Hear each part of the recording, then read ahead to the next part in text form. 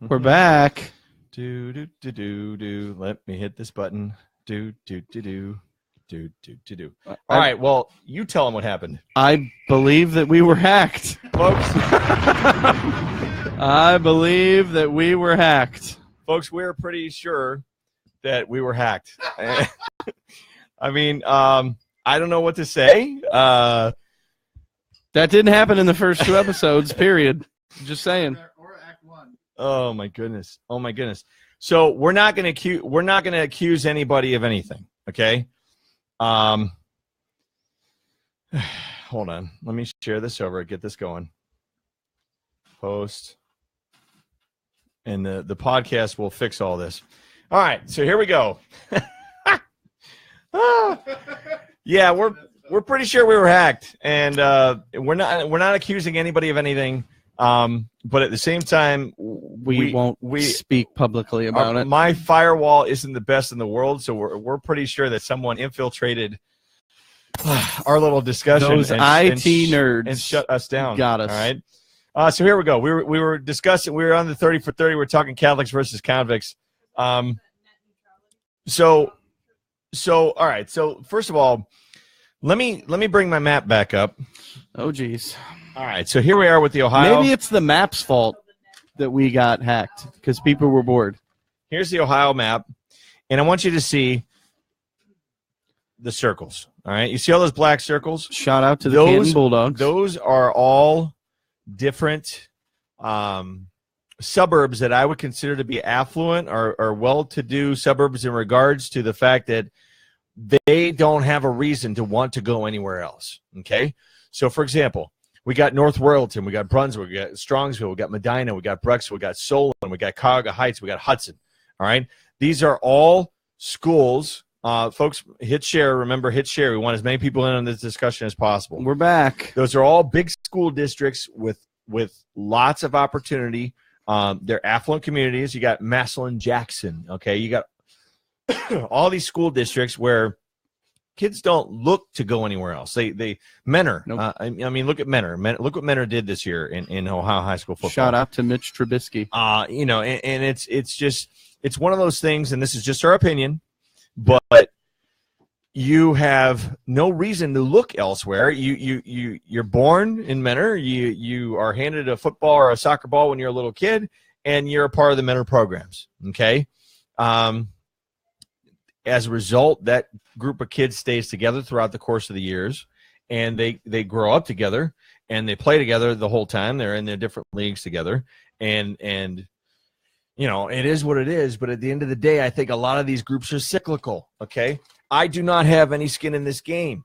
I don't have anybody that is in high school football. I have friends that all have kids in high school football. I mean, I'm at that age now where, yeah, you guys called me old earlier, but you are a lot of the folks that I went to school with all have kids that are now playing high school football. So It's like, okay. So when I approached this, I went and I supported Liberty Benton High School 2 weeks ago. My nephew, Tyler and Alex both play for Liberty Benton. Tyler's a senior. Alex is a freshman. Tyler played just about every play of the game in the state's semifinal. They played against Marion Local. Okay. Marion Local is like the big boy on the block in regards to divisions 6 and 7.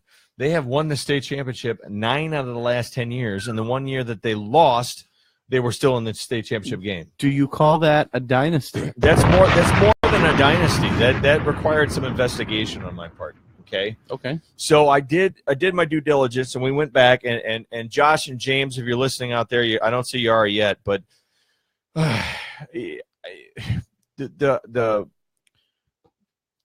I needed some statistics, so I went back 5 years to compare public versus private in regards to what were the results. Okay. And it's amazing to me that the private schools have dominated in the Final Four per se, but there's certain public schools that are there every year, and it does require some looking into, right?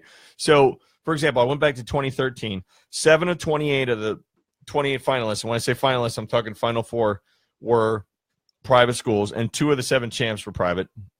In 2014, 11 of the 28 were private, and 4 of the 7 champs were private. In 2015, 8 of 28 were private schools, and 4 of 7 were champions were private. And then last year was the worst. Last year, 12 of 28 qualifiers were private schools. So almost half. And 6 out of 7 of the champions were private. That's so when I looked at this and the reaction that people gave me after the Hoban Barberton thing, I empathized with them, and I tried to understand, okay, they're coming right off of last year. And then I looked at this year. 4 of 28 were private, and only 1 of the state champions this year, Hoban, was private. And when you looked at the rest of the final qualifiers, Hoban was the only private school.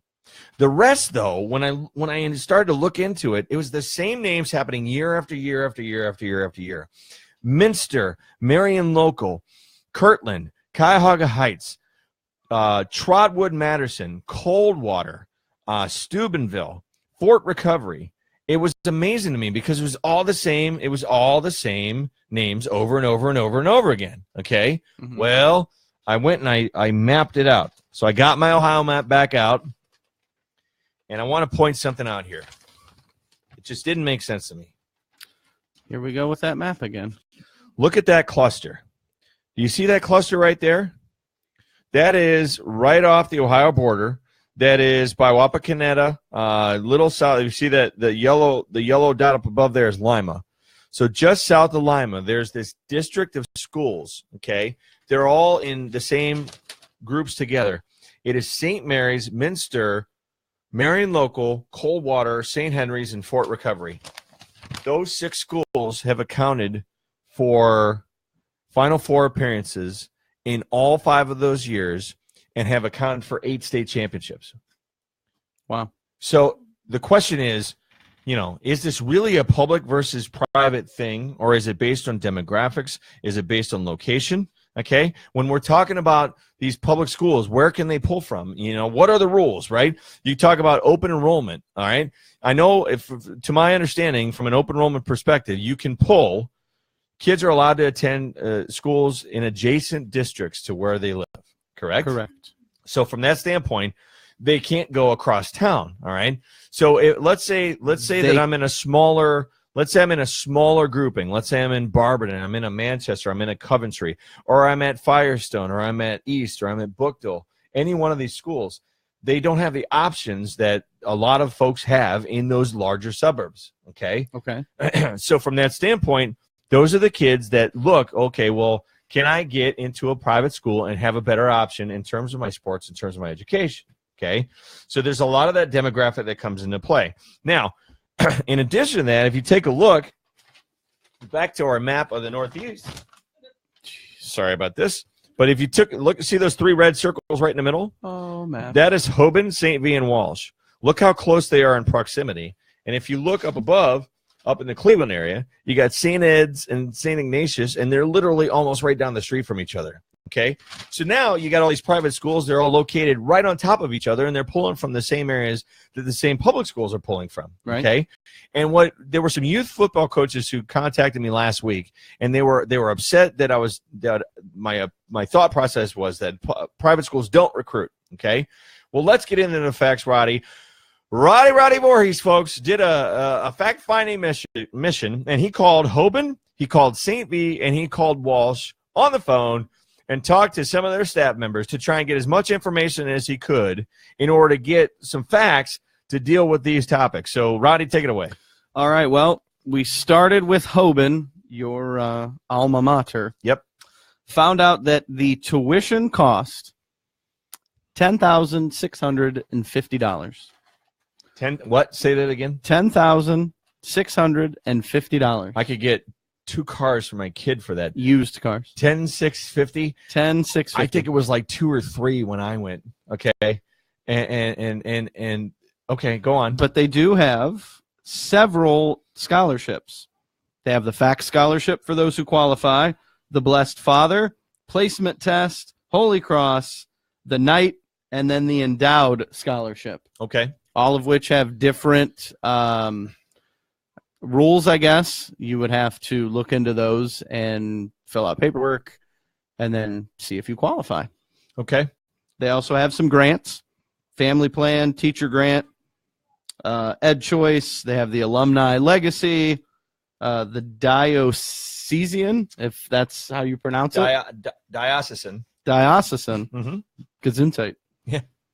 We looked at their busing. They do private.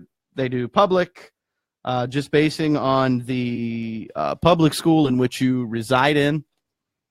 And then what got me is there were 453 female to 422 male. Okay. Students. And Hoban actually got bumped to Division because they won the state championship 2 years in a row in Division III. So they got bumped to Division II and still won the state championship. Correct. All right. So what I'd like to do right now, we're gonna step off script, and we're gonna make a phone call here, and we're gonna see how this goes.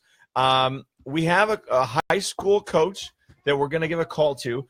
This particular coach has had the opportunity to coach both at St. Vincent St. Mary High School and at Copley. So he has a unique perspective that he can offer us in regards to some of these disparities and some of the differences between public and private education in regards to athletics as well. So right now, we're going to go ahead and make this phone call. Hopefully he picks up. Let's see what we got here. We're going to call Willie. Hey, Willie, we're calling. Please answer the phone. You ready for your mic? I am ready.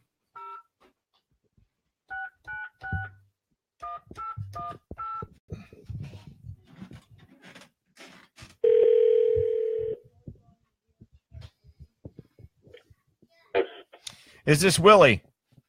This is. Willie, hi. This is Hank Forrester on 330 to go. You're live on the radio. How are you, sir?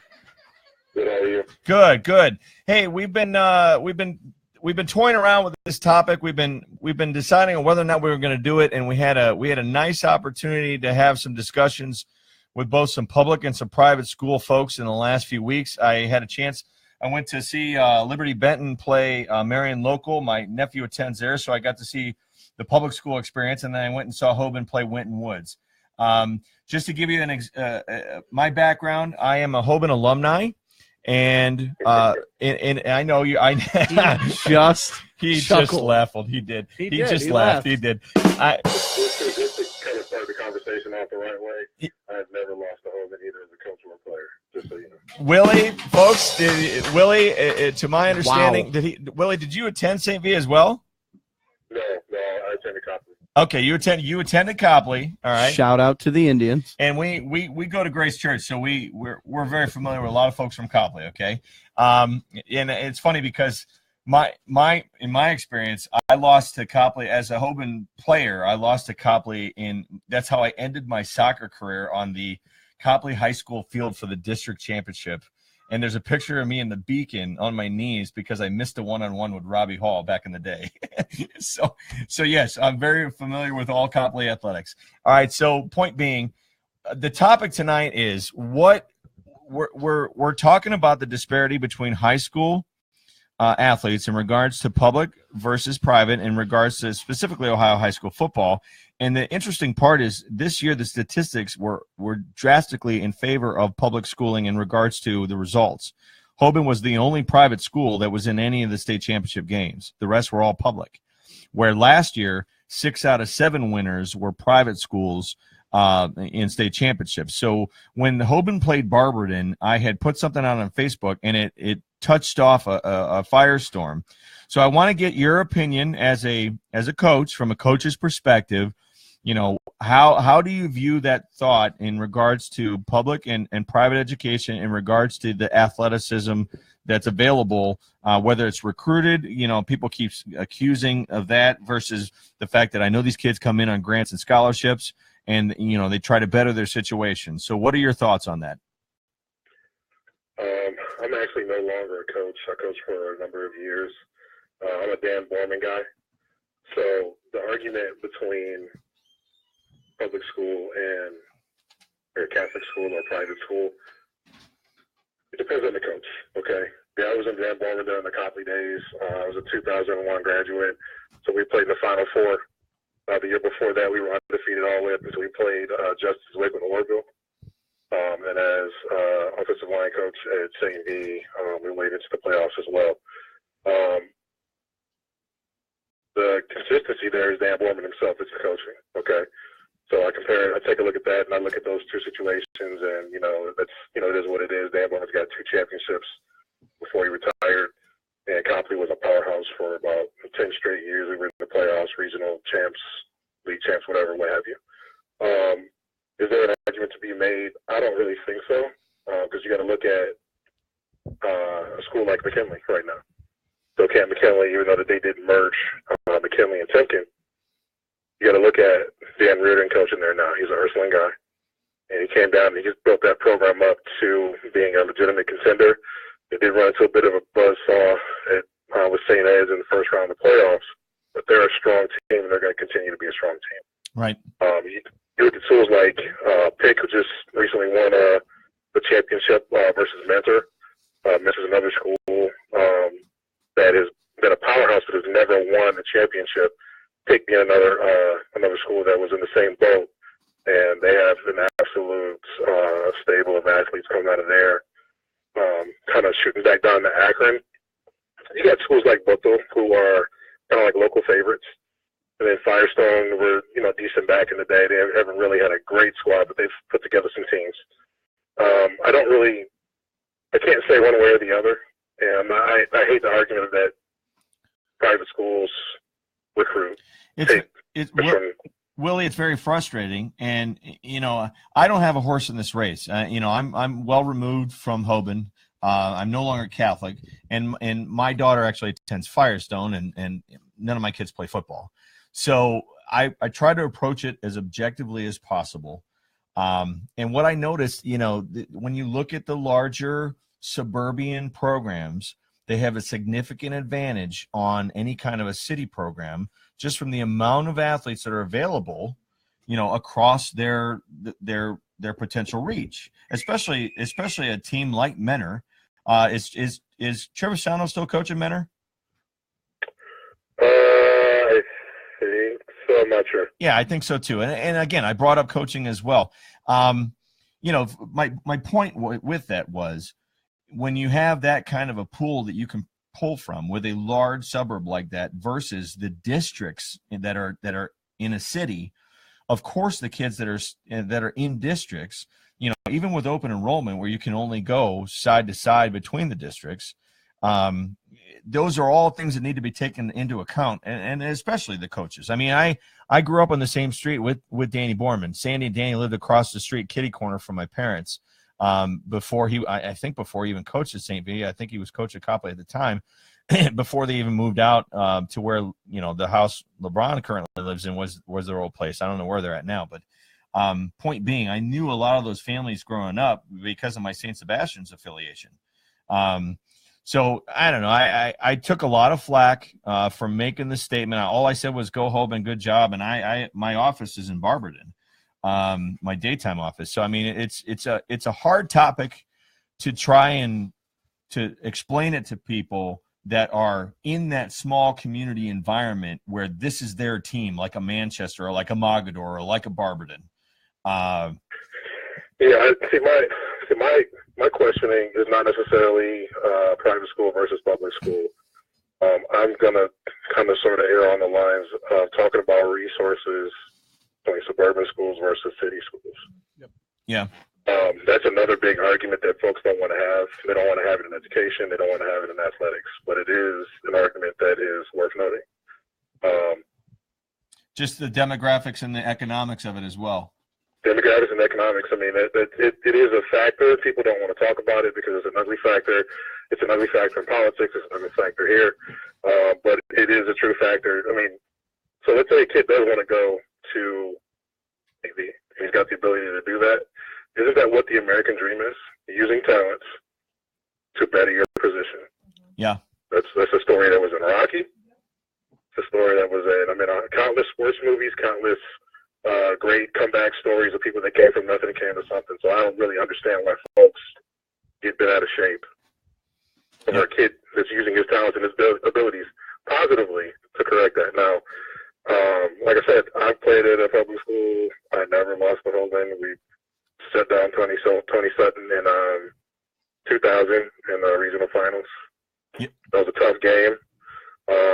Played a number of other private schools, and I coached at a private school. I mean, it is what it is. You know, you play the game for a reason. I think, you know, the standings this year, 6 out of 7 being public schools, winning state championships across the state, says something. Well, and it wasn't just that. The other 7 finalists were all public as well. You know. It is what it is. You know, the fact of the matter is, can you build a program and does the program have some history and some culture? The culture is a bigger question. You know what I mean? St. V has a culture of winning. Hogan has a culture of winning. St. Ignatius up in Cleveland has a culture of winning. So does McKinley. So does Brookville, Copley. There's a number of schools, you know, that have the same culture. You know, you can go across any suburban district, you can go across any urban district, and find a school that, you know, has a culture of winning. And the question is, can you put a culture together and put a team together? Right. Well, listen, Willie, I really appreciate you taking some time out of your evening to share your thoughts with us. Go ahead and look us up on 330 to go, and it's on Facebook Live, and we also have a podcast as well. So it was very, very good radio to hear from you and what you had to say tonight. Cool. Thanks a lot, guys. All right, man. You take care. Shout out to Willie. Thanks, Willie.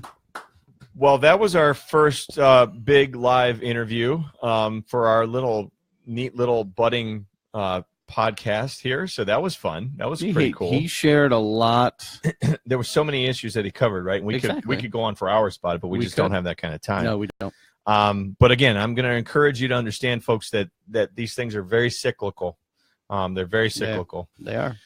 All right. Well, once again, folks, we've had a lot of fun spending some time with you here tonight. I hope the information and opinions we've shared have been both entertaining and helpful. And please make sure you join us next time as we discuss fun things to do around town for New Year's, and as well as we're finally going to take on the State of the Browns. And that will be next Wednesday. It'll be next Wednesday night. But 7 p.m. 7 p.m. next Wednesday. Once again, it'll be New Year's in the State of the Browns. But until then, I don't know where I'm going, but there ain't no sense in being late.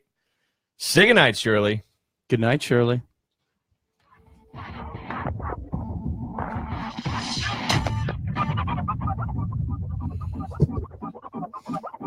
This podcast is a copyright of Moon Garden Media Limited. Oh, this is a lot of peanut butter.